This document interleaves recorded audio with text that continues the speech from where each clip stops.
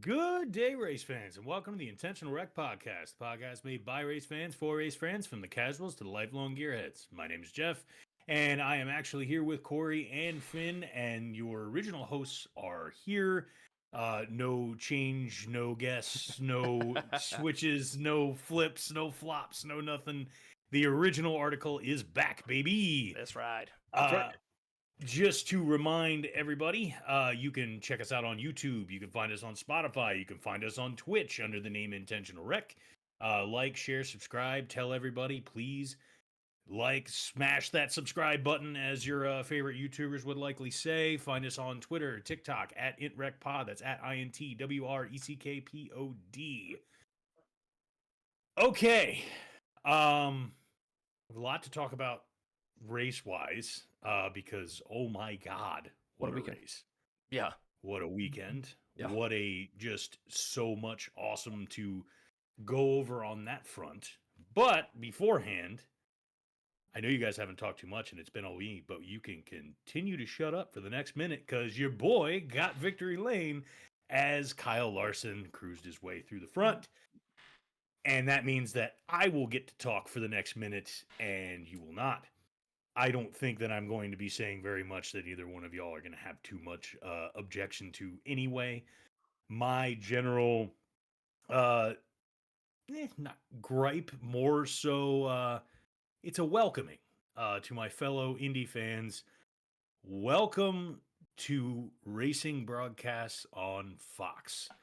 For anybody, for those of us who know, if you go to our back catalog of episodes, you will know how we felt about it. You will understand our feelings towards racing broadcasts on Fox with NASCAR. To my fellow Indy fans, welcome to our world. And for those of you who don't know what I'm referring to and why I'm making this statement, during the race on Sunday, which was a very good race that saw all kinds of fun at a track that was never a championship track before and is now one.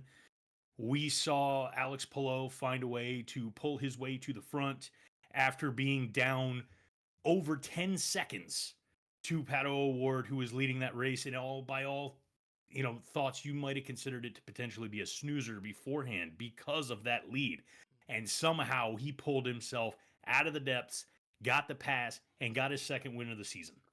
Now, while that was happening, while that race was going on, while Palou was making his run, while things were going on and that gap was shrinking and things were getting interesting and everybody was starting to wake up from their nap a little bit and see, holy shit, this might actually be a thing, the feed cuts. And all of our Indy fan friends, all of a sudden, were watching the NASCAR Cup Series because another weird decision is they decided to have both races at the same time. So it was almost simultaneous. You were watching cars on track, and then next thing you know, you were watching some completely different types of cars on a completely different track while Fox scrambled to try and fix their broadcast. Now, to be clear, anybody that worked on fixing that situation got things back on air, and all of the people that were running around and I'm sure shitting a brick trying to get things back up and running in that broadcast truck, your hands, your crew, all of your PAs, and everybody that was going nuts to do that, hats off to you. I salute you. At the same time, having worked in that type of an environment before, I know what that's like. I will give you all the kudos. At the same time, Fox, guys, last week it was all the kudos. It was all the props. It was all the great things. It was the most watched Indy race in years, if that wasn't an Indy 500. All these new things going on. You got this amazing broadcast cam you do for the drivers with all the graphics, and you're doing that so well. You were broadcasting the rest of the race so well. You did so good last week. And my God, what a monumental shitting of the bed that you did. I know I just went over a minute. I know. For some reason, I just tend to get carried away on this. That's a killer. So, sorry, guys. No, it's a good one. I got a couple things. Number one, I need you to tell me the first time Indy is doing an oval. Okay? I want to watch that one with you. Okay. All right? That's thing number one. Thing number two, I had an interesting experience semi-related to that, having to do with Homestead, where, and you guys know this, for the first time ever, I listened to an entire race on MRN. Mm-hmm. And I got to tell you, that is a massively unimpressive product. Oh, really? What? Dude. Are you kidding me? Dude. I like the not MRN great. broadcast. So Yeah, hold on. dude, Let holy me shit. backpedal. What? Let me backpedal. So this is my MRN experience. It is the cars are going around. Probably they have 3 or 4 people calling the action, right? And then for some reason the levels are just so far off. Where like you can hear like 2 people perfectly fine, and then every lap they're cutting to another guy who you cannot hear at all. And I listened to I started probably listening at like 40 or 50 laps in, listening to the entire race, waiting for every lap the feed to basically cut out and just have to like listen super close. Like, dude, it was bad. It was Gotcha. real Okay, bad. So that's it not was the less common thing, right. It was though. less of the commentary wasn't an issue. It No. was just Yeah. I get it. Hard to listen to, and anything, no matter how good quality, if it's an inconvenience, so I'm already inconvenienced driving. You know what I Right. mean? Like I'm already inconvenienced that I have to listen, and now it's bad. I'll just pull up the broadcast on my the race on my phone. Okay, and then just listen to that. Honestly, I'd rather listen to Harvick and those guys fucking fumble around and not have any excitement about one of the greatest races of the year. Yeah. Any I other got to way. go back and watch it. I really do. Because it was like, Worth it. and don't get me wrong, they gave a good sense of a quality race was happening. Right. And to touch on Jeff's point, he and I have backgrounds in audio production, and it's like when it ain't right, it is so grating. Right. And There's people that are here. They're like, "Why do you guys sound like shit?" Then, like, well, fair, but you freaking was- audio pros out here. yeah, it was really something, man. But the effort they give is good. The production was underwhelming. That is not common though. That's the Right. thing that's why I was so surprised. Like that was jarring because normally I would prefer the MRN broadcast over everything. Yeah. I love the radio broadcast. Yeah, there's definitely something about having the on-track headset, put in on those guys and getting the story of the race while you're there watching it. You know what I mean? Like it's a good time. So I would recommend. I mean, to get a better idea of that product. I mean, you've listened to the radio broadcast before. We listened to it in the car while we were coming home from football games last year. But and also they basically their entire back catalog of races are set up like on pretty much every podcast platform, as you have an ability to go back and listen to previous seasons that way. But that is strange. Also to talk about your other question, there's this like little race that you may not hear too much about. It's called the Indianapolis 500. It'll be the first of the oval. So to that point though, I understand that's coming. I'm more, and I don't really know what the Indy schedule looks like this year. I will absolutely watch the Indy 500 100%. Yeah. I'm kind of more talking about the other under the radar ovals that get done in Indy that I definitely want to watch this year for sure. Gateway. The first one that's not that is Gateway. Gateway. They still do Iowa? Yes. I think they're doing Iowa this year. All right, well, let's talk about some NASCAR. Because the weekend started on Thursday. Did you catch the Thursday race, Corey? The truck race? No. Holy shit. When I tell you... Sorry, Friday. My bad. Friday. Larson won, right? Yeah. Yes. This Larson race... won the trucks. He should have won Xfinity. Right. I mean, just shout out. First of all, you got Larson out there driving. What's it, Lane Riggs? Lane Riggs. I think it's Lane Riggs. In the 34, he had a hot rod, drove all the way up to the front. Corey Heim was absurd. I mean, seriously, like they're ripping the top lane. They're trying to get the trucks right. Larson passes them. Riggs, well, no, that's later. Riggs gets passed, and then Heim is sitting in third, and you're thinking Larson's going to coast. No, Heim runs them back down and wins stage one, right? And then, you're having this race. I think Larson gets marred back in traffic and some things like that. And he gets put really back in traffic, and Heim is pretty much dominating, and Larson's way back, and he's just waiting, because stage 1 and 2, I think they're like 25-ish laps, or 30-ish laps on the truck race, because it's so short.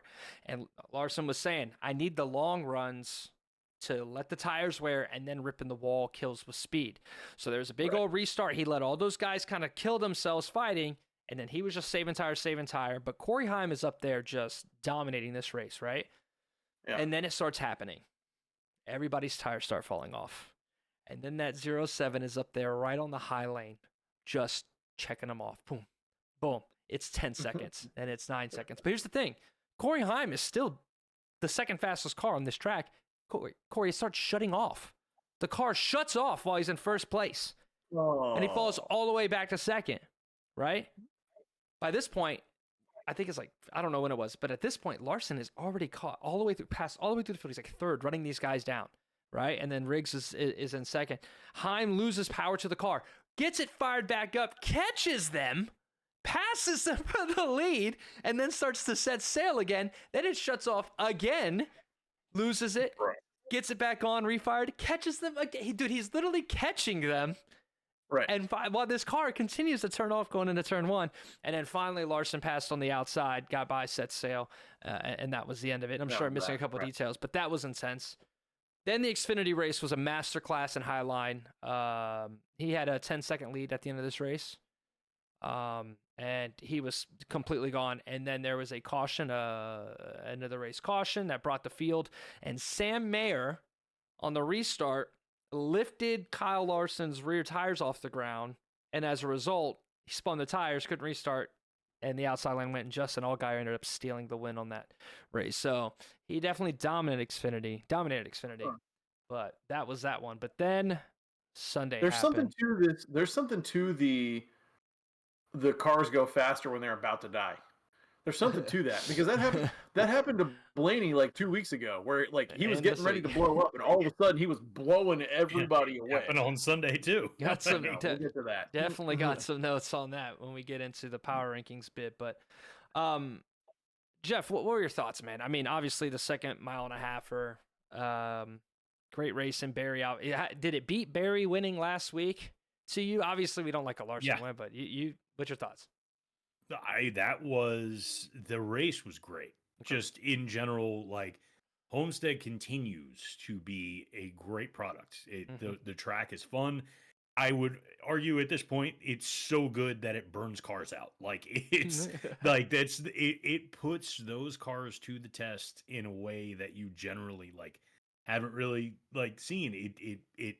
What I love is the dynamics in lines and the ability to like navigate through traffic on the high line. This was, like you said, it was a masterclass from Larson on being able to run that high line. There is nobody in the NASCAR Cup Series that can get that close to that wall consistently through all four turns. And there's a reason why he's led more laps than anybody else than Kyle Larson can. I mean, it was just a clinic. I can think of one name that might be in the same tier. I wonder who it is. One name that might be in the same tier at riding the high line. Former. Gee golly, and it's not the 48. Okay. It's not. While Jimmy is the mile and a half go. It's always the 48. So while Jimmy Johnson is the mile and a half go. You know, no discussion there, right? He wasn't really known for high lane ripping. He was known for being able to handle an incredibly loose car. No. I'm talking about Casey Kane and that Dodge 9 in the early 2000s. The amount of Charlotte, I've mentioned it before on the pod, but the amount of Charlotte races I gone to, and I saw the 9 up there, like everybody else is low lane, and it's just the 9 just ripping it around the top, and just it's like, what is happening?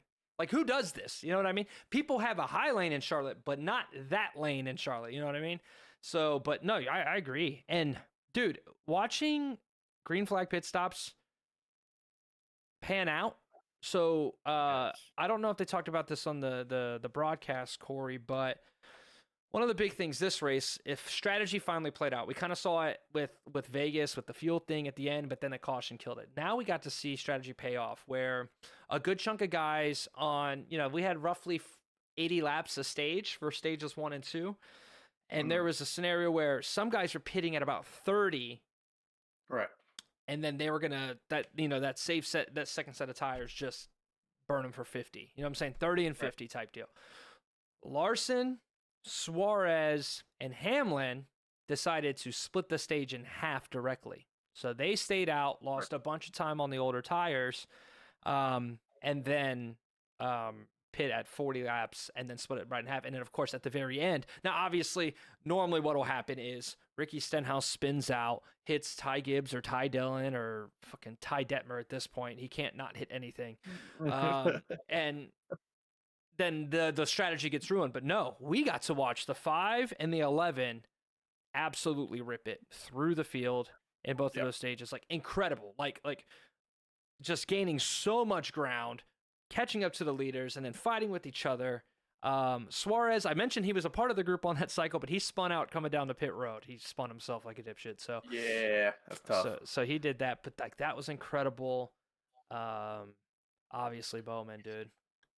Were you cheering for me at least?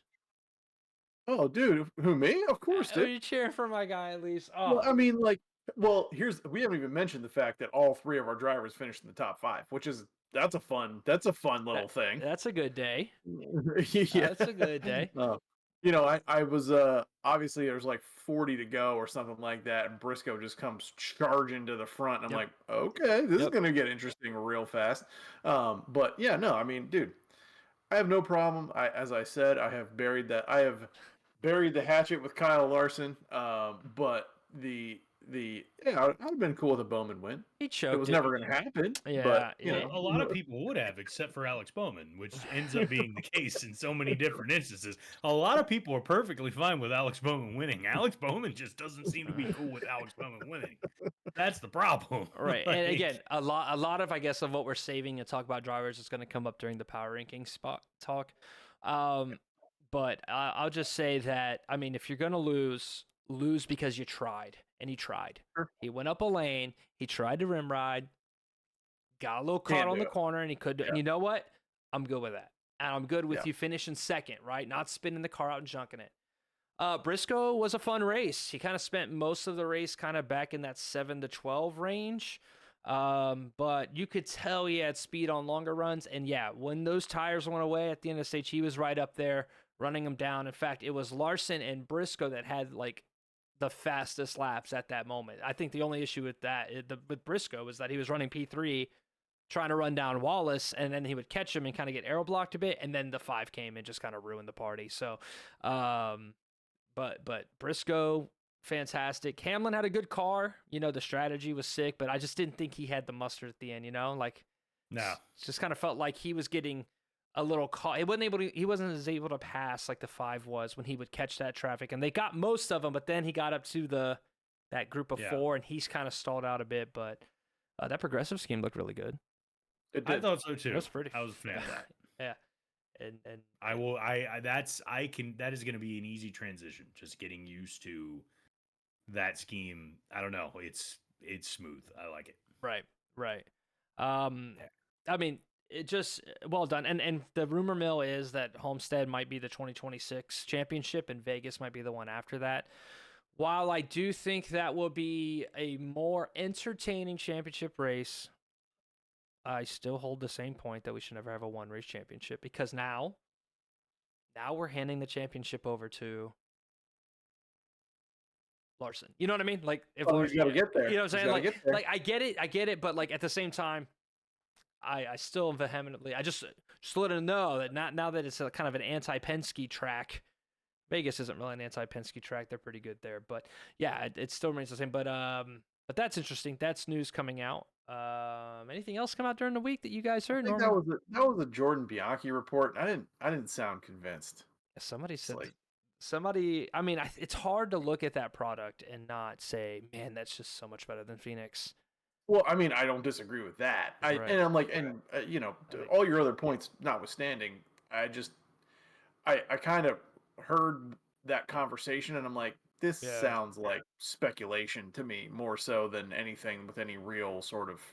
And it's not a shot at Bianchi. I think he's legitimate, but like it was just kind of like, okay, this is just an idea. Like it's not something that's coming. It's an idea. It's moving pieces, and it's basically pouncing on something that people have been clamoring for a move from Phoenix to Miami just because of the past. Like, there was a point where people would have rather seen Homestead as the championship track. And, I personally, to me, you could pick a lot of 1.5 miles and I'd Like be happy Atlanta. with that. Hey, I'm not mad at that. I'd like, to me, like, a mile and a half would be, I don't know. It's the best compromise in my opinion. Yeah. It's a little longer. You can get more strategy. You can get more of the aspects out of it. You can get more versatility in what you're going to see. Mm-hmm. But Finn, I generally agree with you that for the most part, it should be the championship of the series overall rather than a single race. Or even if you go with the chase format, you do, like, I don't mind you doing a postseason. If you want to do a postseason, that's perfectly fine. Focus on a cluster of drivers. That's cool. But, like, you spend the entire season culminating on accumulation of points. Right. And then now you're just going to go based on. I disagree with that point though, because they're not aiming at points. They're aiming at wins. Well, Like, right. As you win to get into the playoffs, yeah, sure. Right. Yeah, I mean, That's just kind of a product of the environment. Right. That's what has shaped up to be the case. Yeah. Yeah, NASCAR just needs to realize these moments come naturally. You know what I'm saying? Like that race, so many green flag runs, and the biggest thing that happens in green flag runs normally is like leads get stretched out even more, right? Because the faster cars are faster on the new tires, they're going to stretch things out. But here, because you let things naturally play out, an alternate pit cycle led to straight up catching them significantly. And then we look at the option tires. So hopefully NASCAR gets the hint that if you let these geniuses of this sport and the creativity of this sport, you know what I mean?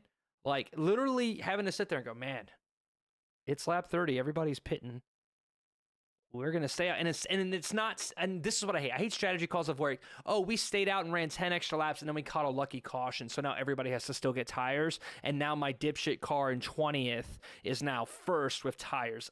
That's, if you recall Richmond race we went to and Josh Berry and then not ended up second because they did that, right? They like had a weird strategy, got lucky. Or Kyle Busch second at Coda a year ago because of that. He just was like, dude, my race is done. I'm just going to pit for tires and hope that they all like wreck. And then they wrecked and he was like, oh shit, okay, cool. I'll just take P2 and I can fight and, get, granted he had to hold P2 for a lap and some change, but like, no, this was real strategy. Watching the 11 and the 5 fly through the field, reaping the benefits of the patience that's NASCAR. That's racing. And that's what I liked. That raises a question, Finn, that I think it may be an interesting point, is because one of the things I immediately thought of, would you rather be in the situation of that, last second caution tire pit stop situation? Would you rather be there or be where we were in the tail end of Gen 6 where it was all just aero blocking got you that was a problem. Everything that you wanted, that was an issue is they couldn't get a good racing product, so they said, fuck it, let's re-rack it because they can only pass on restarts anyway. Yeah. But we are in a great place now where the excitement doesn't come from, oh my God, it's a green, white checkered. We don't need that. We've got the 19 running down people. We've got Bowman trying to hold on for dear life, and then you have the 5 who's just flying around the track, and you just naturally let them catch each other. You know what I'm saying? You let these things happen and it flushes out and it creates good racing on its own, right? Like NASCAR, I don't know. I mean, we're beating a dead horse at this point, but it's good to have another example of, hey, guess what? A good race can occur. You can just have an alternate strategy, the chips align, and be better than people. The mile and a half package on this car is excellent. So good. Like they don't miss. Like we're gonna get Kansas here in a couple weeks.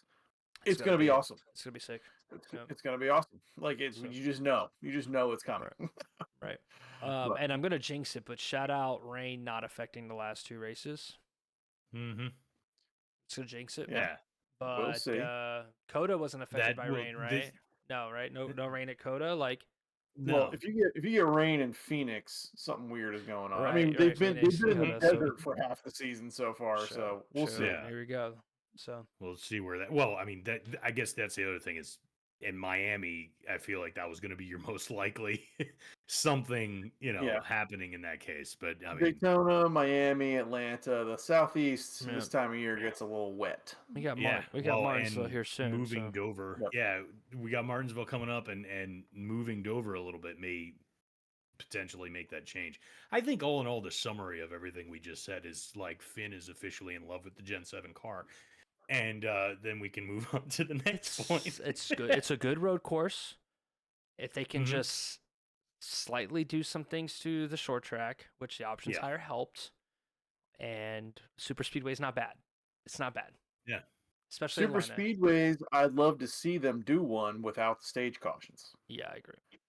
Like, So well, I feel like we'd get a better glimpse of what the car can do if they were to do just one with no stage cautions. But Just try it. Yeah. I'm not holding my breath. So Yeah. Well, I think that's gonna lead us into power rankings. woohoo! Let's go with where we are now. I feel like we've gotten to a point in the season now where we've seen a little bit of everything. We've seen some landmark tracks. We have seen the championship track in its spring iteration. We have seen road course racing. We have seen super speedway racing, short mile, everything except the shortest of short tracks, really. And I am feel like we're at a point where we're actually can make a sample size that's going to make sense now. sure. Yeah. So we all sent Finn our power rankings, and he did something with them. Yeah, what'd you Very do? likely combine them into some kind of like you just average 'em? amalgamation of the Jimmy averages. Johnson, Jimmy Johnson, Jimmy Johnson, Jimmy Johnson, Jimmy Johnson. Yeah, Jimmy right. Johnson has more points than Cody Ware with 5 less races. Let that be known. So yes, so I did that. Everybody sent me their list, and I think the fairest way to do it is just average them out and then rank them. Right? If we did 15 drivers, I feel like after that it's a crapshoot. Right? It's like scenario. So we're just gonna go top 15 with one honorable mention. The honorable mention is only one person had this driver on their list, and it is Ross Chastain. So it's 16th. It's gonna be Ross Chastain. Jeff had him on the list late, albeit late on the list.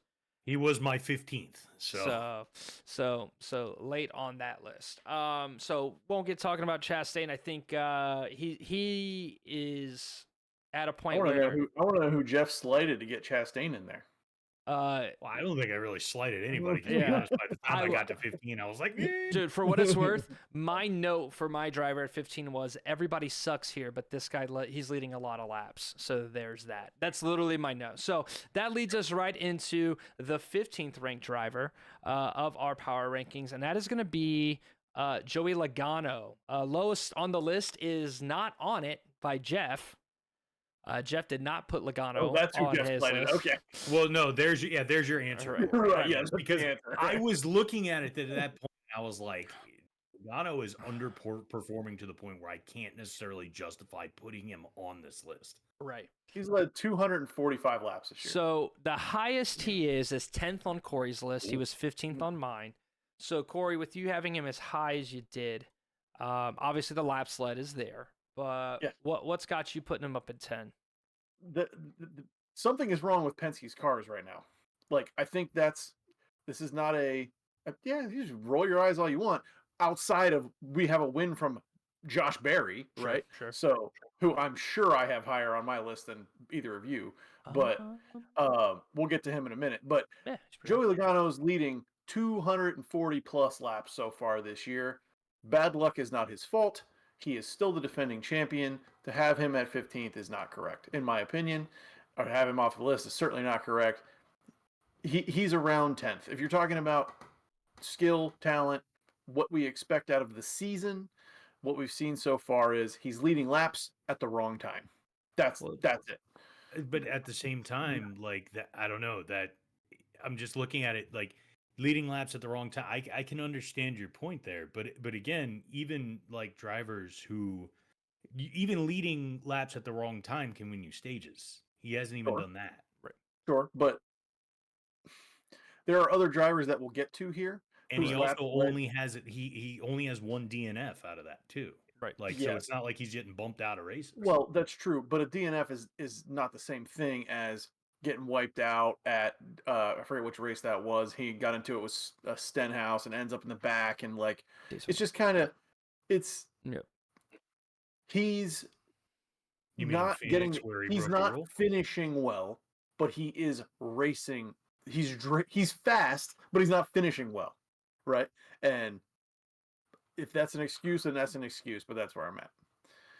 He's going. So the thing is by the time we get to the second one of these, he will climb. Sure. But for the first one, Yeah, like I can't.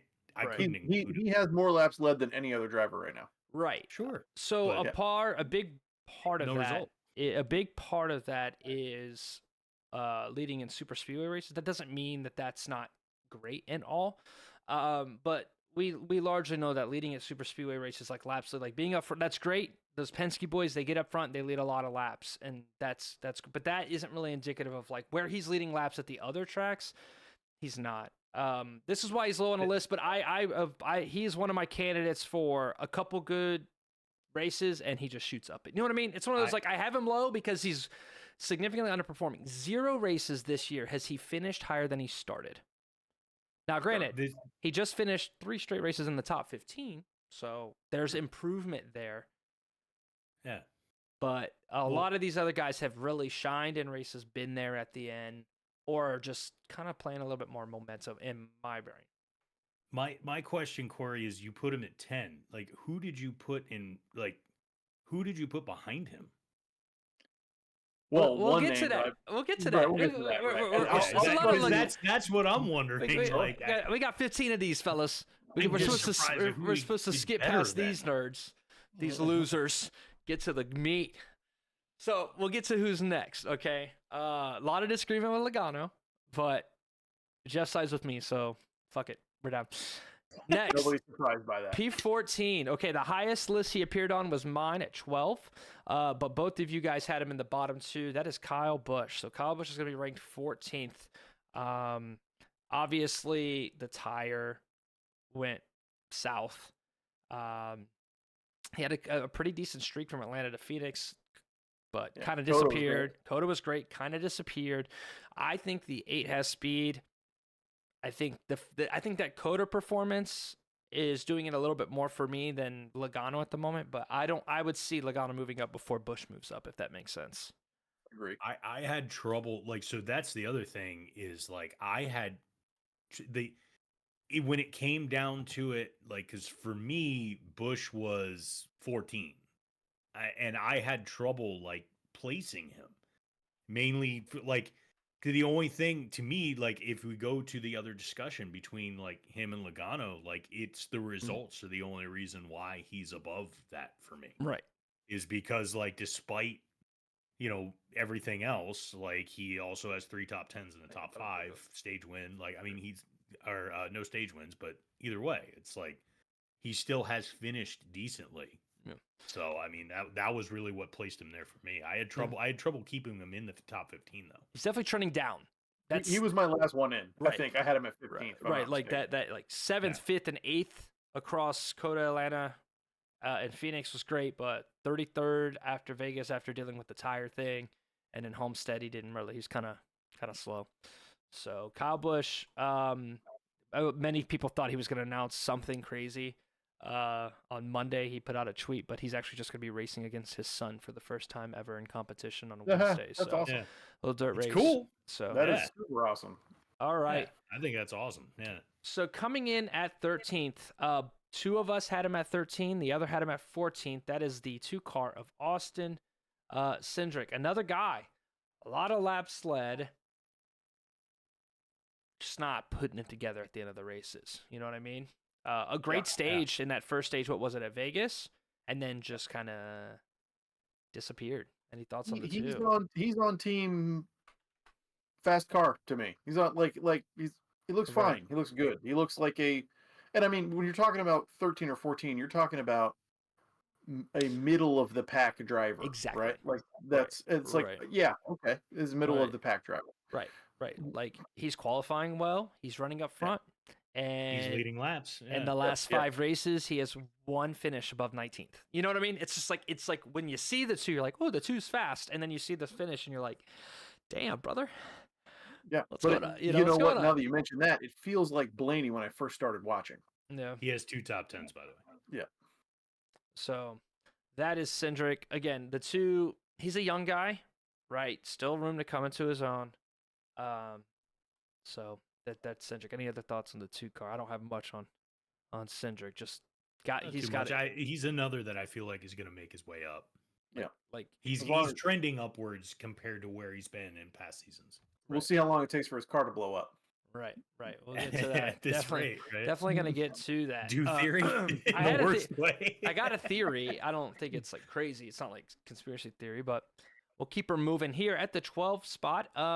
Very interesting. Averaged out exactly at 12. Nobody was really near him. I had him 11th, Corey 13th, Jeff 12 is Briscoe. Obviously, I think he is on our list of guys who might shoot the fuck up this list because they're over. It seems to be over that initial hump, like kind of getting used to the new team and stuff like that. What's your thoughts on Chase the last couple of weeks, Corey? Fast. He's doing okay. The DNF, didn't help. But it is what it is. Right. But I'm sorry, when you got the 20 out there doing what he's doing, you better put up or shut up. Right. And Starting to put up. it's like Bell is insane. Denny's doing Denny thing. Like no one's gonna be surprised when Denny makes it to the final 8 or something like that. And it's just what it is. And then like if you're Chase Briscoe, you're going, okay, well, this is the standard here, right? Obviously, it doesn't really apply to the 54, but like if you're going to be there in that 19 car, you better compete with the 20 and the 11. That's just what it is. He's not quite there yet, but hopefully he's coming along. Yeah, I mean, obviously the Phoenix race, he had a lot of speed, but due to some strategy stuff going on, and then due to Ty Gibbs not realizing he was 4 wide. But I think that's, that would have been, taking that one out, finished 14th Dakota, kind of an average day. Vegas, he had some speed, was fighting through, had some weird stuff going on, but Homestead was a good race. He's going to Martinsville. That's a track that he's notoriously pretty good at.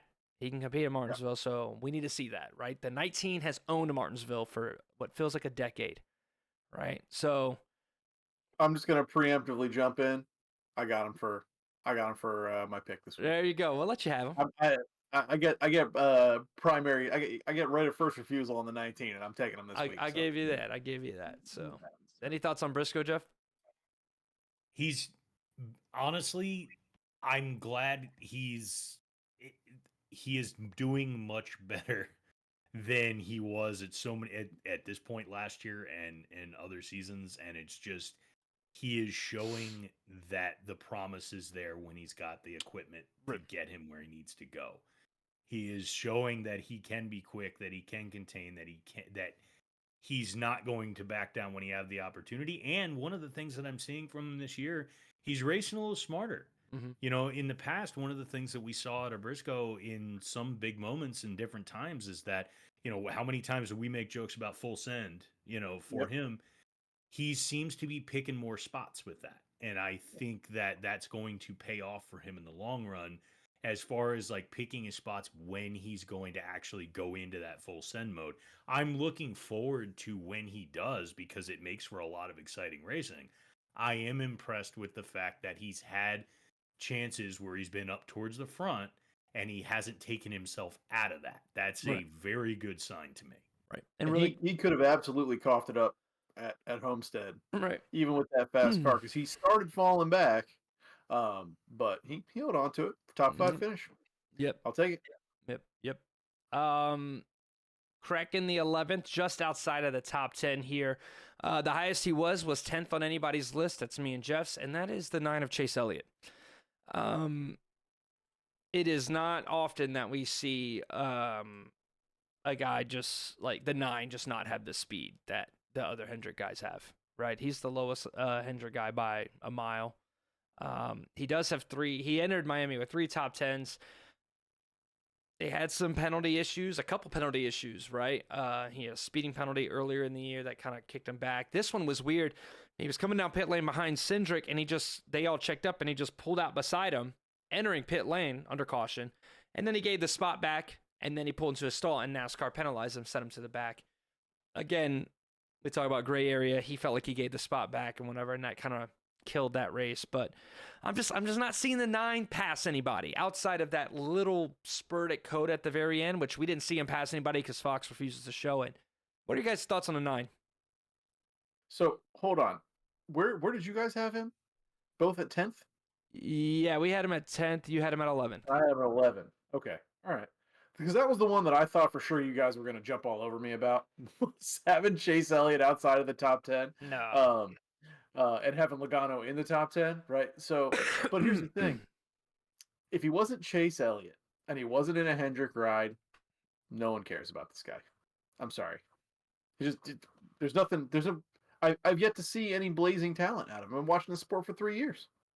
Yeah. Like, what am I supposed to be seeing? I don't get it. He has no personality and he's not very good at racing. So why is he so popular? I don't get it. Well, his dad for one. His His dad dad, for one. okay, fine, but what has he done? So Nepo baby.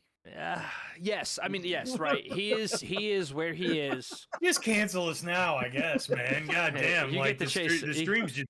It ain't us that's gonna come after you, Corey. It's the whole Chase hive that's about to go. It is 80% of the entire NASCAR fan base that is about to just bring it. First of all, he is a champion, right? And that's gonna play a role, right? It's important to remember Chase Elliott's really young, right? I think 27-ish. Like this is around the time the drivers just like really enter their prime. I just don't think he's got the next gen car figured out. What made Chase Elliott so dangerous was Chase was always consistent, right? Chase Elliott's never been the top 5 mile and a half guy, but he can win a mile and a half guy, right? He can win a mile and a half track. He's never been and he's the top road racer at a time where we have far fewer top road racers. Well, so again, I'm going to have you go watch a race, Corey. I'm going to have you go watch a Roval race of this 9 car in the old gen car. And just to be clear here, old gen was 750 horsepower, so more horsepower at road courses. Yeah. Okay. Yeah. So I get like me, I hate the old gen so much, but that's for mile and a half at 550. At 750, so more horsepower and H pattern shifting. Chase Elliott had something I don't think anybody but SVG could hang in those cars out of the current lineup of NASCAR road courses. When I tell you it was who's finishing second this week at every road course for about 3 seasons, dude. Yeah. Okay. Unreal. They used to do in-car. Again, you know how I'm geeking out about SVG? It was like that for 3 seasons. And it was, we did not have talent, but he was unreal. In 2020, he won 4 road courses. Yes. Okay. 4. Yeah. It's entering the Roval turn, he got pushed by Harvick into it or something, and he like backed it out, saved it or whatever. And then he won the race, took it back to the same part. He got pushed into the wall and like burned out. And like the car's all smoke. And the next thing you see as the smoke fades is he's standing on top of the car. Like it is one of the most badass burnouts of all time. I know that doesn't matter in this, but point is Chase was young. He won a championship very early. And that legacy of him being a really good road courser. I mean, he does have, but there's something in the next gen's just not aligning, and I don't know what it is. He's not going to lose this Hendrick ride, but I agree with you. No. I agree with you right now. He is the least deadly Hendrick Motorsports driver. Yes. Right. And it's not close. It's not particularly close. Right. Bowman, to his credit, and we'll get to Bowman, but yeah, I was going to say. Bowman could win any race. I genuinely feel like, and Bowman won Chicago a couple years ago or last year, whatever. Strategy call, like, but yeah.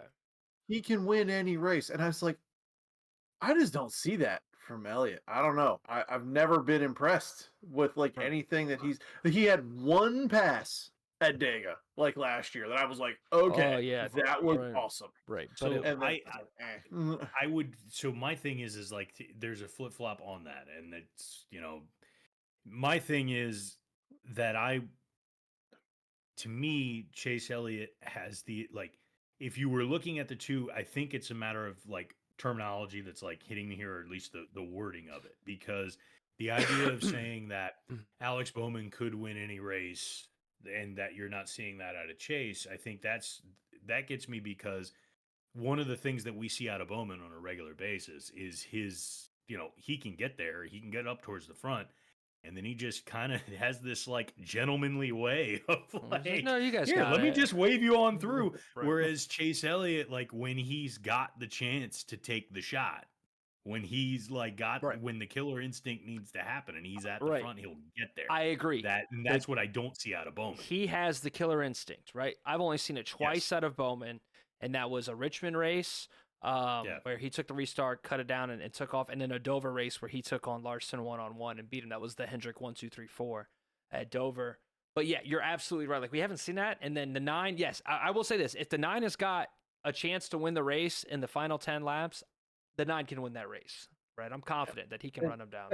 And obviously, everything I say comes with a lens of I'm in my 3rd season, right? So I didn't see road course dominant Chase Elliott. Yeah, like I have no frame of reference. I know you guys have told me that, right. and I'm sure that was awesome. But like, here we are, Right? And I it agree. kind of goes to the whole point I made the last time I was on, which was, right now I'm taking Byron over Larson in this car, right? So yeah. But that's the thing is like that's an important perspective to hold on to, because you should have like that thing. I mean, oh no, I lost Jeff.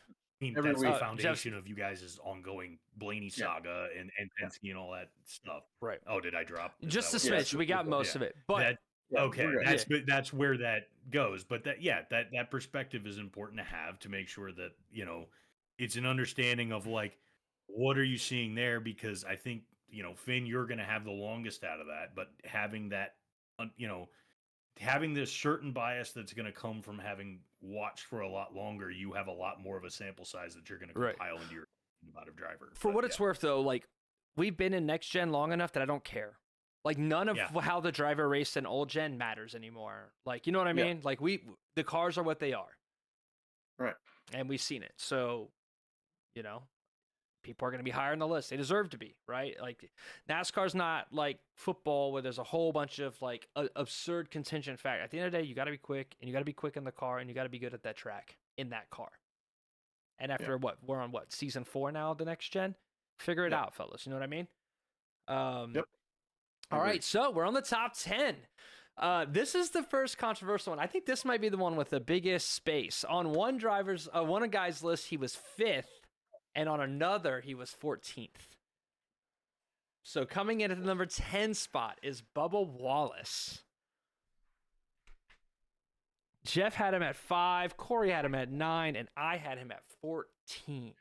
Well, I'm clearly right. He said, I'm right in the middle. Sit him at 10. Here is why. Bubba had a fantastic race yesterday, or 2 days ago. And that was a well-deserved 3rd place finish. Great weekend. Absolutely happy for you. The finishes outside of that have been abysmal. Again, he's going backwards everywhere. He's getting caught up in mess. Again, I get that. I can't remember every single wreck, but when I was like, I wanted to put him higher, and I was like, bro, 20th at Coda despite qualifying 2nd, right? 29th at Phoenix. 28th at Vegas. I think Phoenix, did he have a brake explode? So, like, he was running fine, but, like, I'm just not seeing Bubba be consistent across all the tracks. There's speed, obviously, in the Toyotas. I will read you my exact note about him before I let you have this, which is, he is trending up on speed, but the finishes aren't there yet. My candidate to leap into the top 10. So I have him 14th, but he is my candidate to 2 more good races. All right, you're in there. Get you over Elliott, get you over Briscoe, get you over Busch. Got it. But right now, too many finishes in the bottom 20s for me to care when you have a hot rod. Thoughts? All right, Jeff. Oh, okay. I'll be the arbiter here because I actually nailed the average. So, right. Anyway, to me, so there's a lot of eye tests there for me. Sure. For somebody who, you know, there's because I have a certain bias with that because Toyota driver, right. I've liked Bubba for a long time. I really like the way that he races and have felt for a while that like when he finally gets things tuned, he's going to find it there. And I still believe, especially this season, eye test from him being somebody that I generally like when I'm showing in-car cams and when I'm throwing that up there, Bubba is almost always someone that I have up there. Usually the 23 and the 11 are, you know, there, make jokes as you will, are up there for me. And this is one of the better starts to a season that I have watched him. Like, I feel more comfortable and confident in what this season is going to bring for Bubba Wallace than I have yet. So that's where a lot of this comes from me. Plus, I mean, getting his top tens, I'm accounting for the fact that he had 2 DNFs, which, Finn you're counting it further against. I Right. am trying to use Yeah, that as a yeah. balancing of the scale. Yeah, I put him up there because, for one, his performance this past Sunday, I think, was fantastic and one of his better performances, Right. That I have seen in a long time. And this year, I think that he's doing better about not getting into his own way. So that's kind of where that's the reason why I have him high up. Yeah, I So I don't hate you. I I mean, I get the think 5 point, is but certainly high, but yeah, I mean, again, yeah, that's that's a heart move, Right, naturally, right. Right. but yeah. And that's what I was going to say is this comes off a little homery, and that's not and you know what? That's fine. I did the same thing with Logano, but the deal is this, right? Um, I have some difficulty seeing him at 5 because of some of the guys that you're going to have him over. Right. And making not for any other reason, not to say that he's not talented. And all three of us love when Bubba does well. We're a pro Bubba pod since day one, right? Love when the guy does well. Think he's good for the sport, but I just can't get. And I also think Finn 14 is too low. Right. I don't know how some of the guys that you're gonna have to have over him really make sense. Also, so to me it was kind of like I have him in a lump here of him and Denny and Reddick, kind of in this they're all kind of doing the same middle of the road Toyota thing right now, and that's kind of Yeah, it's where I see him. It's he's like middle low top 10 for me. situation. For me, it's tough love. Bubba, you're in what, year 4 at the team or something like that? Like, it was always for a couple years. It was like, all right, Bubba's gonna get his win. Bubba, 1 win a year is what you're gonna do. Came over to top team. Bubba, you got to start winning. Like, that's the thing. You need to be not. It should not be an accomplishment when you lead laps. And I'm the same way about the 48. It should not be. Yeah, you're up there. Congrats. It should be. I only missed this race. The guy after him that we're gonna talk about. That is the guy who is like where I think Bubba should be, which is just like when he gets hot. Oh shit, he just won 3 out of 5 races. Yeah. Oh shit, I haven't really heard much about Bubba. How's he doing? Oh yeah, 3 of his last 4 races are top 10s. Yeah. And that is the guy who's next on our rankings, and we'll get to him in a second. But that's where Bubba needs to be. Oh, where was Bubba this weekend? Oh shit, 9th, 8th, 7th. Right. And then Bubba has a hot rod. And it takes a late race caution for him to lose, not fell off at the end and let 2 other cars pass him. You know what I mean? Right. So, and he kind of did that. He let Bowman run him down, got into the wall. Again, great performance. P3 is nothing to scoff at. It's just a little bit of tough love. But again, pro Bubba pod, like I said, he is my guy to jump up. But for now, I'm going to keep him low until those finishes start being better, right? Because 23XI needs some good finishes. Above him, though, like I said, the kind of guy that's killing it. 4 top 10s to start the season, 4 out of 6 races. Finished 6th this week, and then 7th at Coda, 5th at Phoenix. Chris Buescher. Yeah. He's having a fantastic, quiet year to start this season. And I just know when his tracks come along, he's going to be in contention to win. So who had him the lowest out of anybody? Probably. You at 12. Me and Jeff had him around 6, 7. So I think you have him at 12 just because nobody's heard about Buescher. And then you look and you go, oh, fuck, 4 top 10s. Okay, shit. Yeah, it's fine. Yeah. It's fine. I mean, I have some difficulty putting him any higher than that just because, a top 10 is nice. But we've seen what Chris Buescher can be. And that, like you said, we watched him win multiple races in a month a couple years ago. Right. So it's, I don't know. I mean, he's fine. Also, it's fine. His teammates are nowhere. Right. Please. That's true. Right. He is just so by and far away the best RFK car right now. Yeah, Priest has been okay. I think Priest is an okay performance so far in the Priest 60. has won stages because he stayed out at a road course where we have shitty stage cautions. You know what I mean? I doubt Priest cracked any of our top 15s, but he's been okay. He's Yeah. all right. I mean, and you got to give Priest a little grace because he flipped over again this year. So Yeah. let's give him a little time to get his legs back under him. But no, I think Busher, you could probably, I mean, honestly, you could throw a blanket over every guy between 8 and 12 and pretty much just go, okay, that kind of makes some sense. But like, yeah, okay, 4 top 10s. That's really good. I just, like you said, maybe my Right. thing with Busher is your thing with Bubba. It's a little tough love. Like, come on, dude. We know what you can be. What are we doing? Yeah, but if you're not gonna win races, at least be a top 10 guy. Sure. Well, so and that's the other thing is getting those top tens. Let's also keep in mind he has finished, and I know I know that's not like a lot, but remember the top guys on the points list have finished every race. Like that's a quality thing. There is an aspect to that. Like yeah, one-offs are going to happen. The big one's going to happen. Those kind of things are going to go. But at the same time, getting all the way through and finding your way and doing so, and when the dust clears, you're still out close to the front and getting those top Right. tens. That's Now, that's quality. I don't have the stats in front of me. I'm pretty sure I had him lower because he hasn't really led many laps. Has he led like 2 laps this year? Something like he has not led barely at all. I don't think he has 0. He Right. is So like, 0. Right, exactly. But right. if your teammates in the Fords are just shitboxing back there, not doing anything, or like being incompetitive, and you're just out here cranking out top 10s, I'm gonna put you a little bit higher, right? Like again, that was my criteria. Who's hot right now? Who had the best last couple of races? Got it.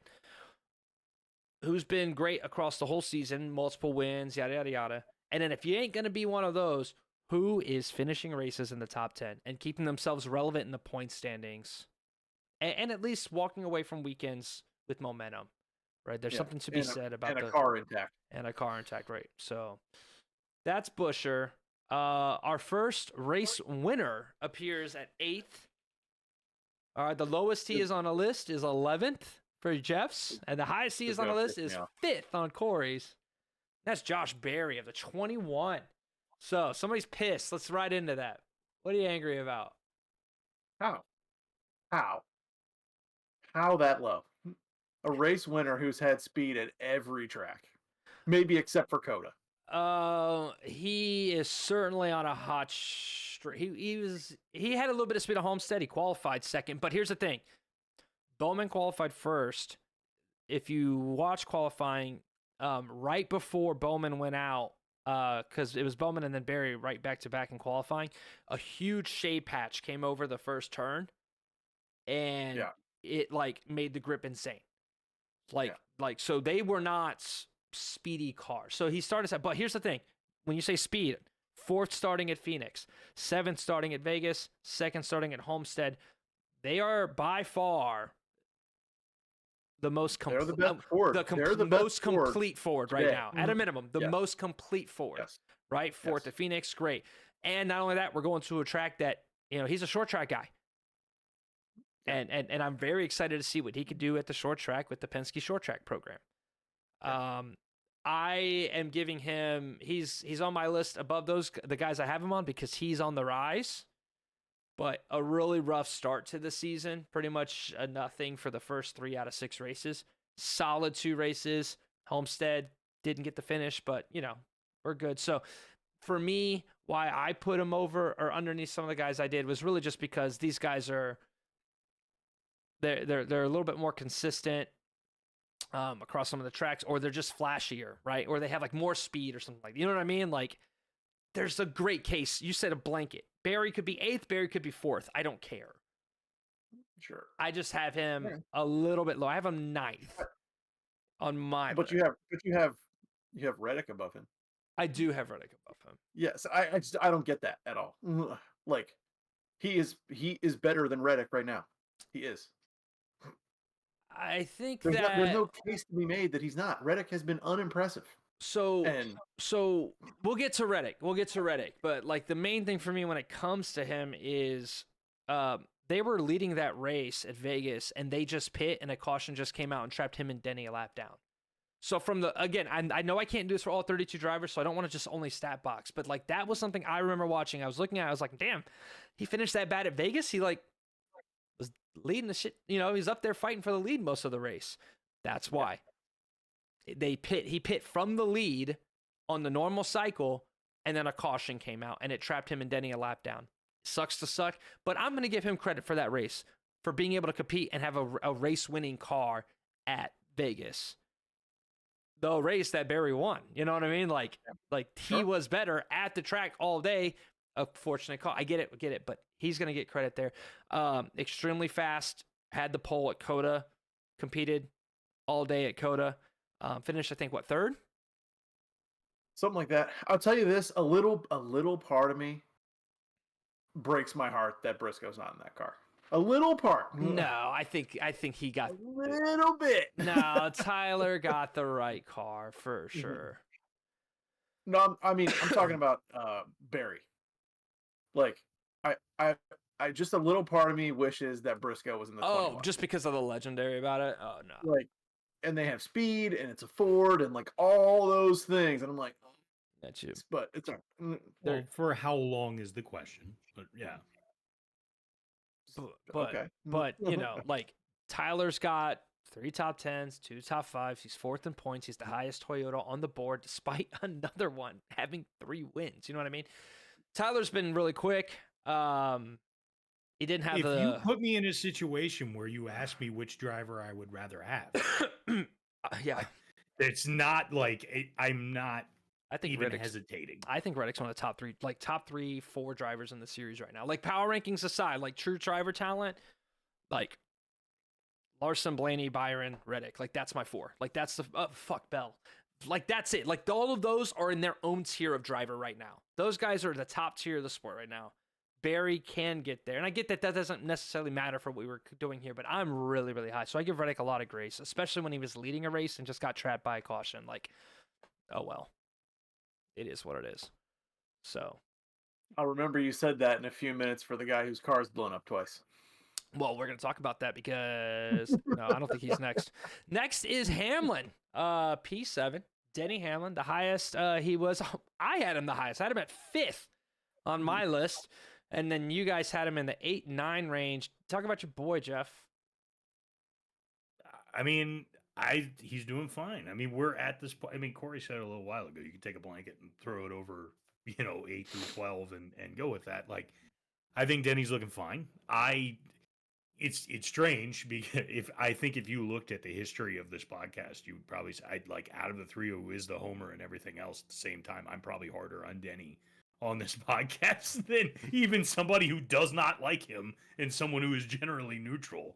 But it's because of what I expect, because I know what he can do, and I respect that. Now, at the same time, like, let's keep in mind, we're talking about power rankings, and we're talking about being within the top 10 of the sport and having that there. So he is that, and he is there, and I have every last bit of confidence that he is going to climb up very far, well within the top 5, if not the top 3, probably either by the next one that we do, or the one that's going to matter even more as we get closer to the fall.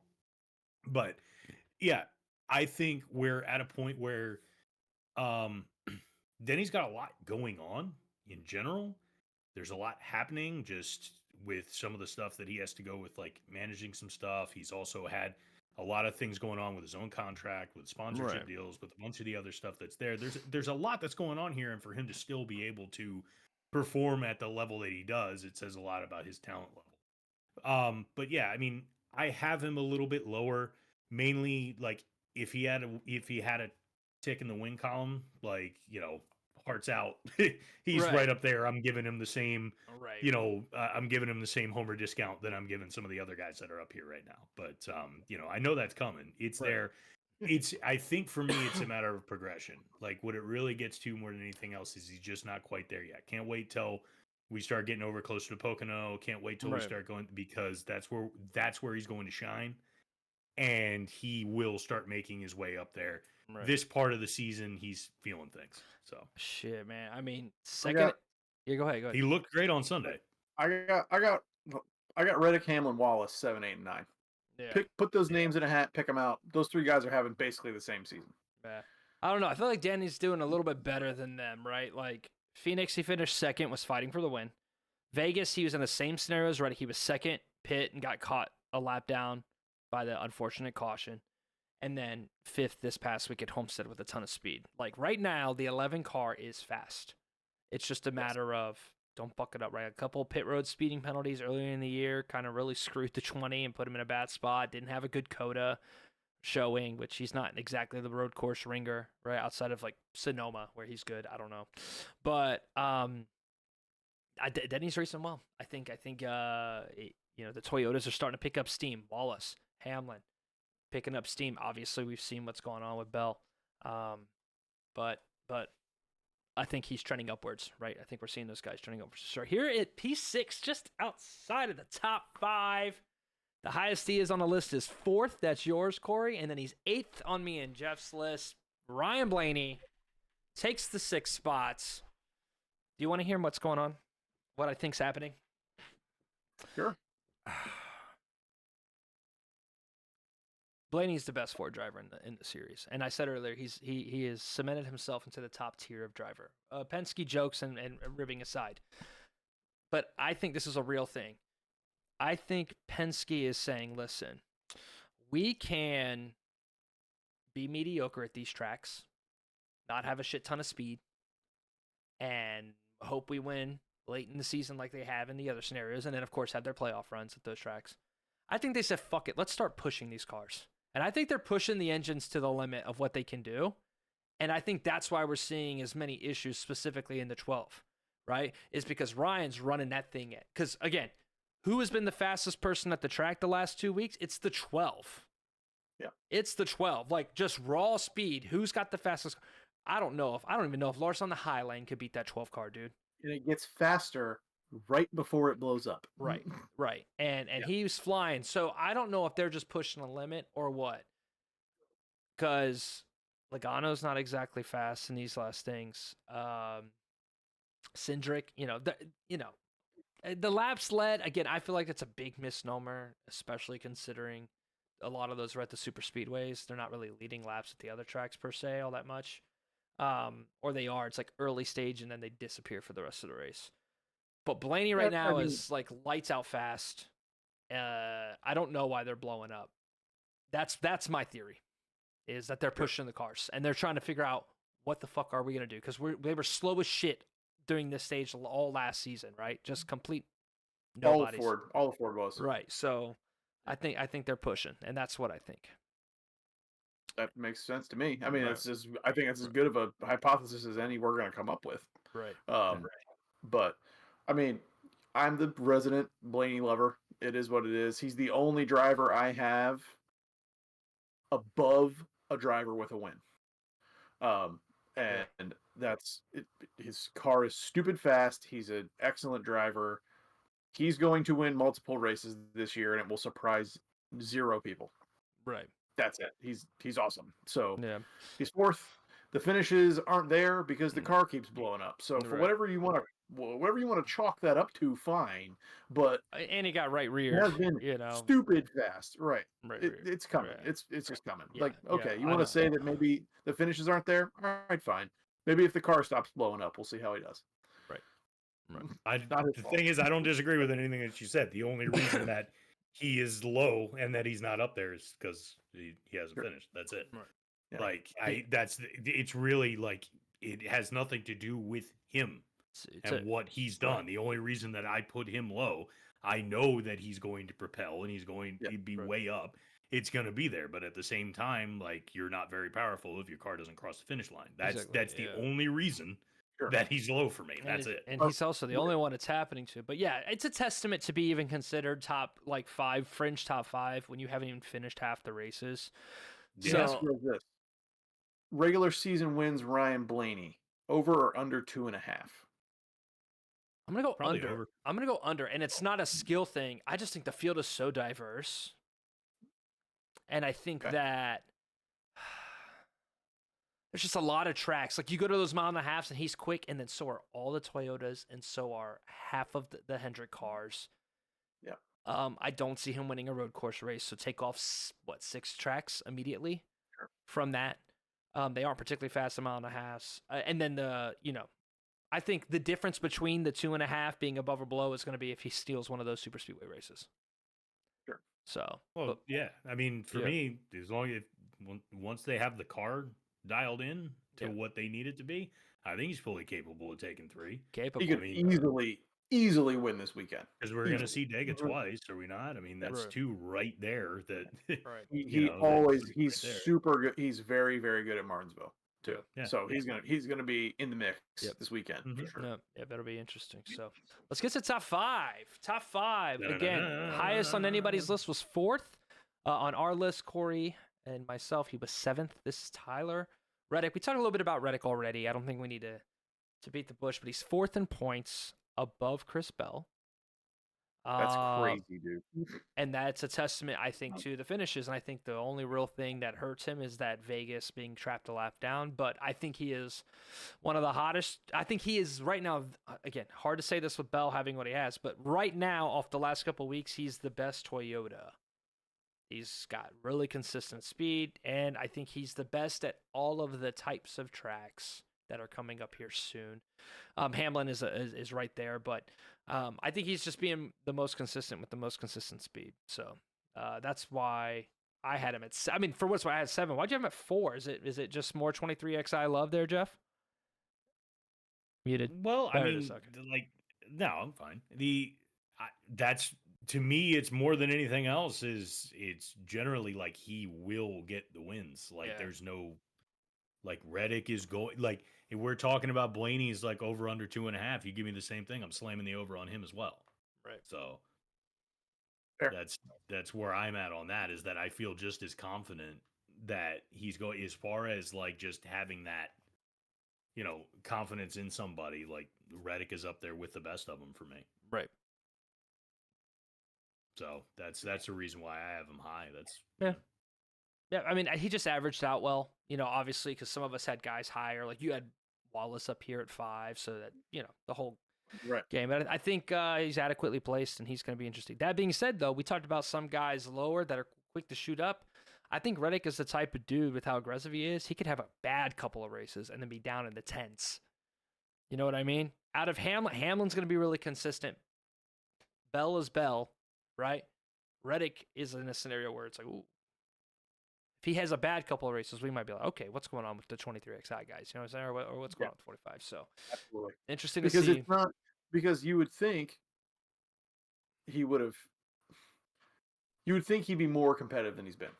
It would be how I would phrase Tyler Reddick. It's like we all have the same opinion of him, the driver, but just for whatever reason, he's not threatening anyone right now. Right. Like it doesn't seem to me, right? Like he might be fast, but at every track he goes to, there's 2 guys that are way faster than him, I guess, except for Vegas. Or he's not there at the end. He's there in stage 2, right? He's not a stage 1 goblin. He's a stage 2 warrior, and then stage 3 is occurring, and they're not finishing these bad boys. They're what they're doing is they're starting 7th and they're getting up to 5th, or starting 12th and getting up to 8th. They're not starting 3rd and fighting up to 1st. Yeah, and that's where I think he should be. He's been fine. He can get better. Let's talk about P4. I had him at 4th. You guys had him at 6th. Maybe the shock of the rankings. Hey, hold on a second. How did you have him at 4th and we both had him at 6th and he ended up 4th? How does that make sense?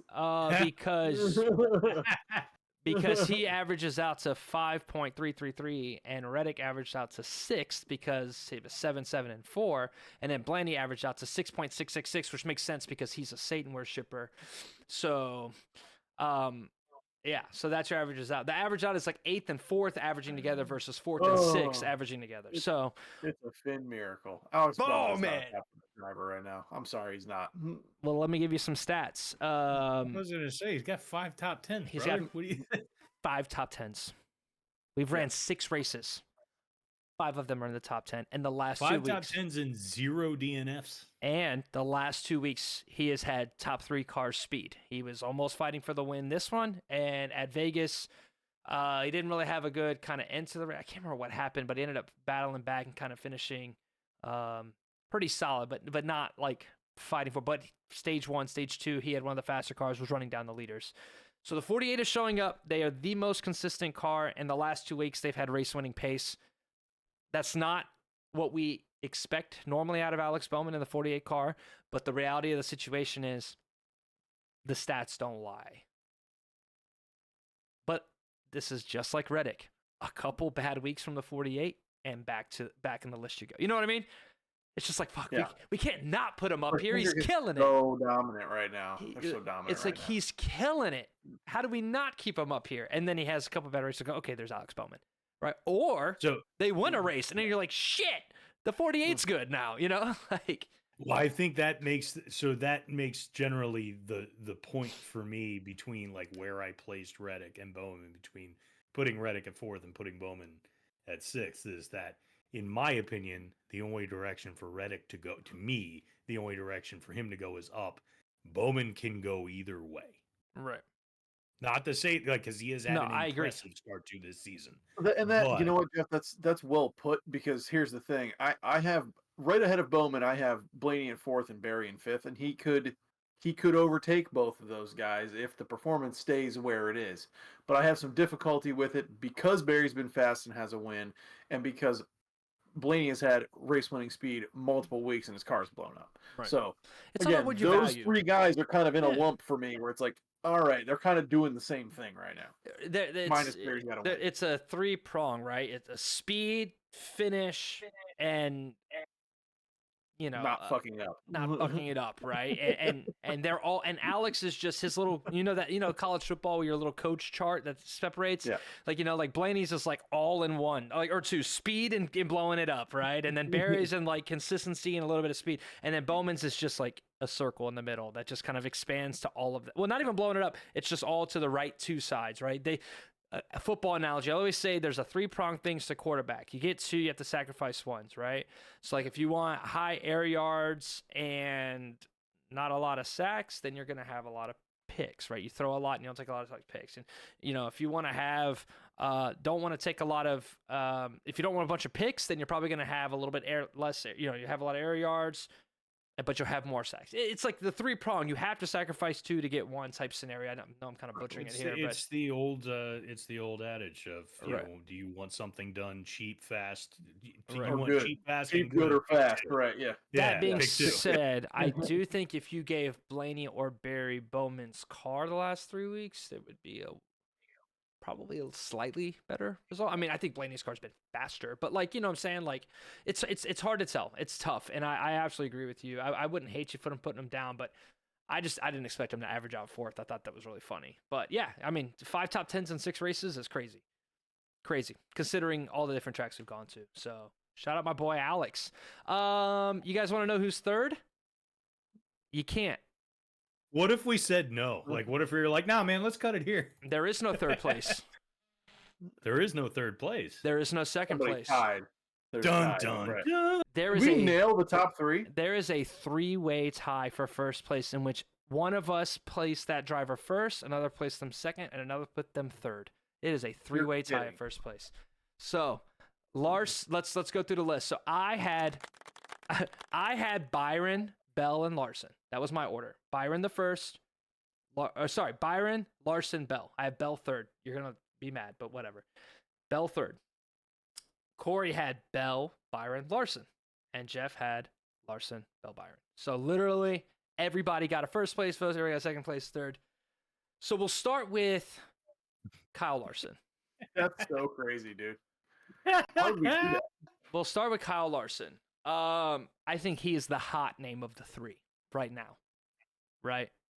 Great at Vegas, finished P2 at Phoenix, and then of course the dominating win. I think the hottest of the 3 drivers right now is Larson. Who had him the lowest? I think that's you, 3rd. Corey. What are your thoughts? Why behind Byron and Bell for him? Well, Bell's got 3 wins. That's True. Just Bell's got 3 wins. Sure. End of that conversation. To say that we're talking about 6 races and you're talking about consistency. Bell has won half the races this season. Sure. So there's that. Byron, I believe Byron has 2 wins, if I'm not mistaken. 1. Okay. So somebody else have 2 wins? I can't remember who. Nope. No. Okay. Barry, Larson, Byron are the other 3 wins. I was thinking of teams. Really, that's what it was. So this is me sticking with my, if you ask me right now which driver I'm taking in the next gen car, Byron or Larson, I'm taking Byron. Okay. In this car at this time, Right. I'm taking Byron. And I stick by that. I haven't had my mind changed in the last 2 weeks. I still stick by that. Yep. So until it is shown that Larson can dominate in the way that we have seen Byron dominate in this car, I will stay Byron Larson. Jeff, you had him first. What's up with that? Larson? Yeah. Yeah. I mean, he's great. Sorry for the simplistic answer. Like, I mean, to me, like, out of those, like, I'm kind of inverse on where Corey's at with that. Like, if you made me choose between the two, like, and I got to put money on one or the other, I'm putting money on Kyle Larson each time. And here's the other thing. This is going to come down to, and this is going to contradict my point a little bit, but it's also going to depend on the different stage of the season as well. Like, you know, for William Byron, we've seen in the past where he does very well early and he has like a very good like start to the season, and then it'll fade for a little bit and then it'll reappear when it counts, when it gets down closer to the playoffs, and then fade his way back down.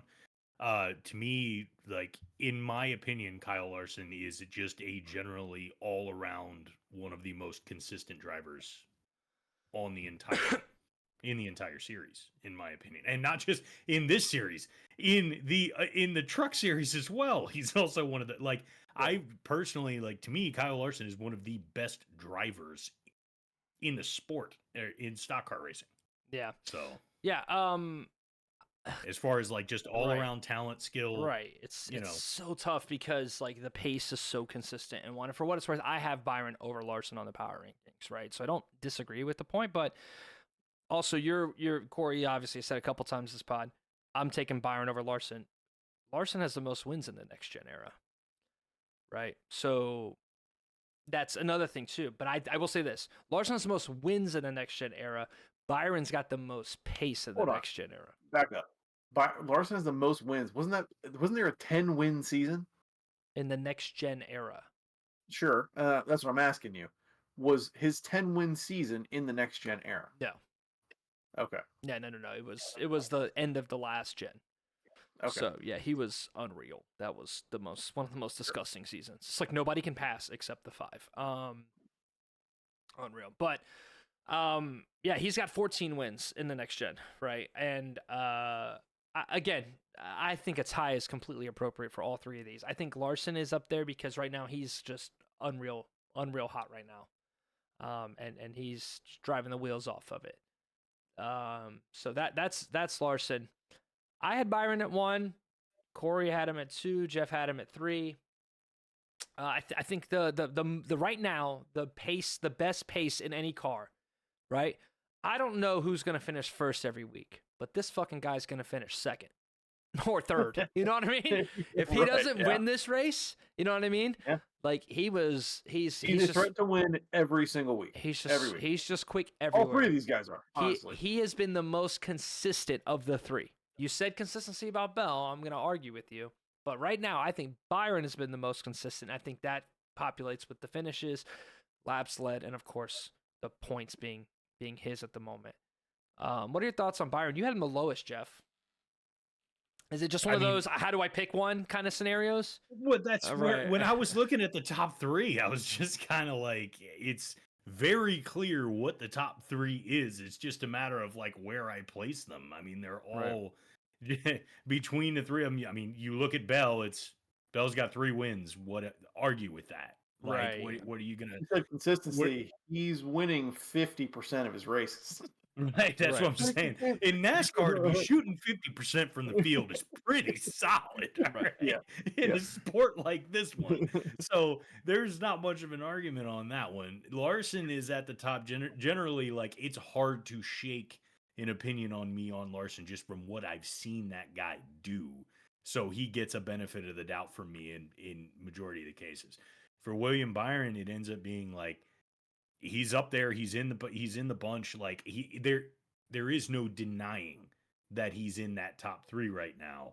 It's just, for me, out of the 3, it comes down to, again, if I'm forced to put money on those 3, like, yeah, I don't know. Right. I'm putting money on the other two before I put them on him. Yeah, there's no way to go wrong with it. Right. There's no way. So Fair, agree. this is It's and I, you would Nobody's expect standing on more a table. argument, top, right? again, You it's would a almost tie, expect right? that. Like there was a straight tie, and I think it's easier to say tie than if I say Bell is number 3. Corey would be like, "What the fuck?" But no, like knowing that there's good points for all of them. For example, here's why I put Bell at 3, since we're gonna go the one spot here, the final of the tie. You guys said it. He's finished first in 3 of 6 races, but his average finish is 12th. Okay. How Didn't do he you, get wrecked? He got wrecked leading the race in Daytona. how do you math it, right? And so I was like, okay, well that's not going to drop him below any of them. Like that was like one of those things that's like, man, he's either finishing first or he's not relevant to the race.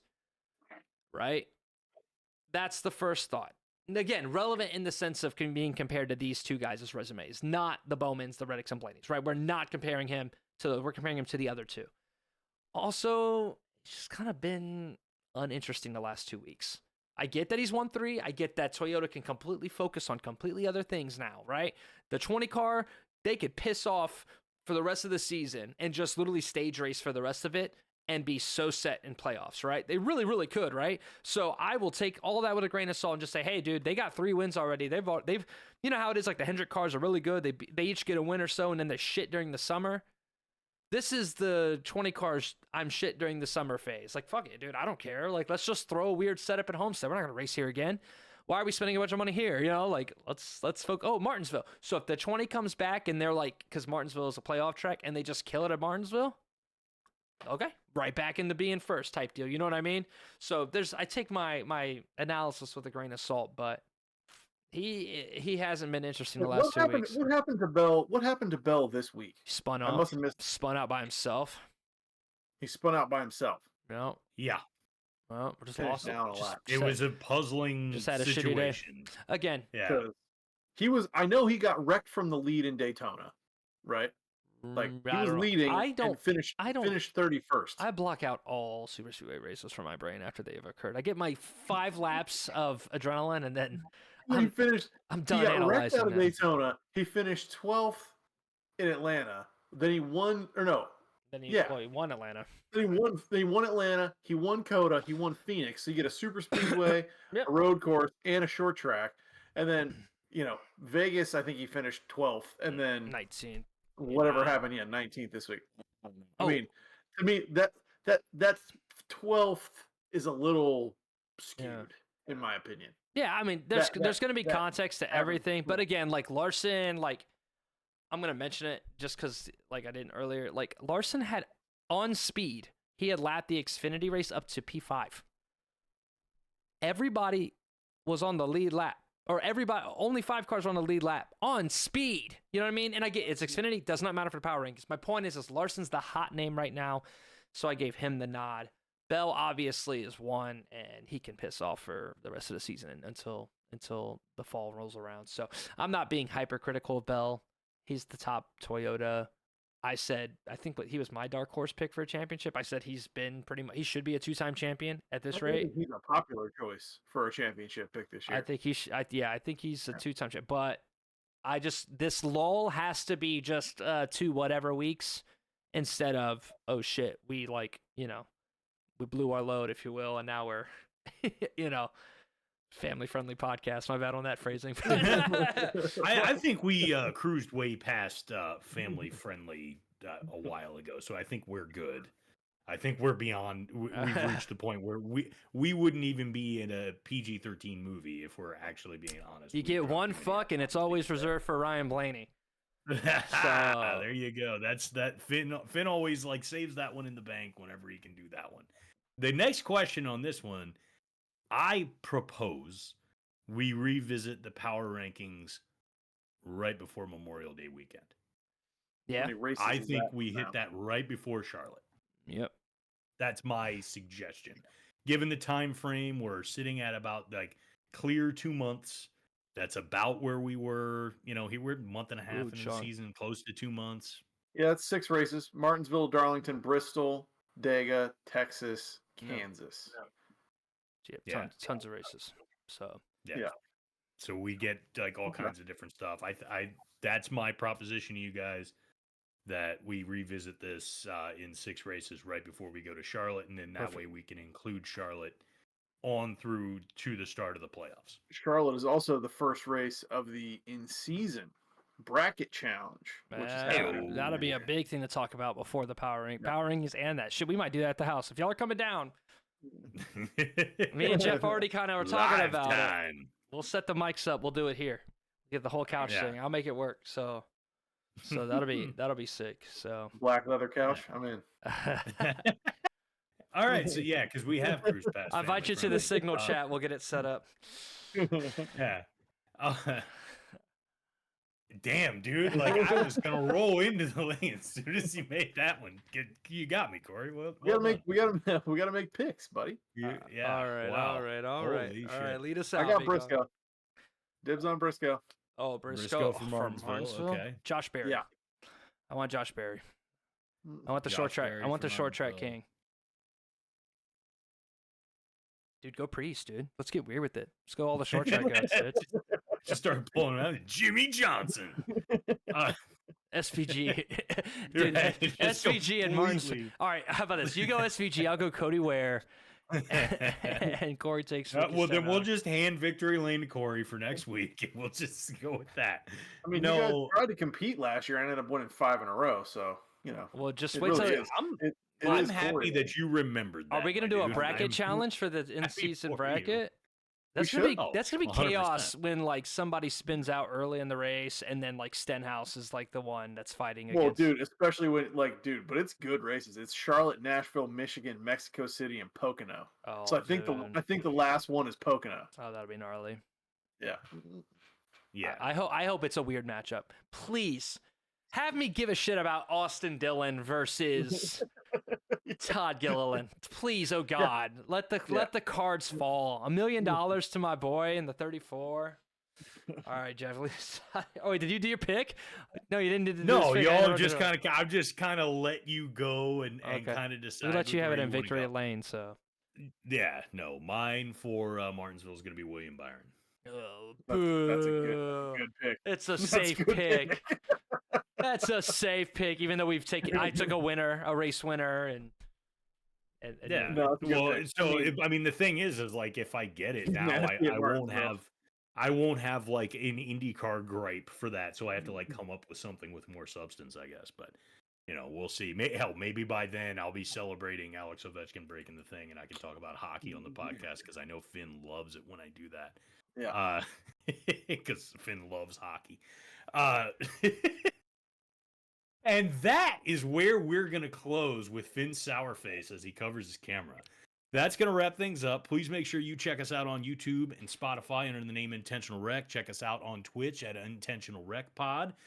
Please like, share, subscribe, tell all your friends. Find us on Twitter and TikTok at IntWreckPod. That's at IntWreckPod. Find us, follow us, chat with us. We will see y'all next week. Peace. Peace.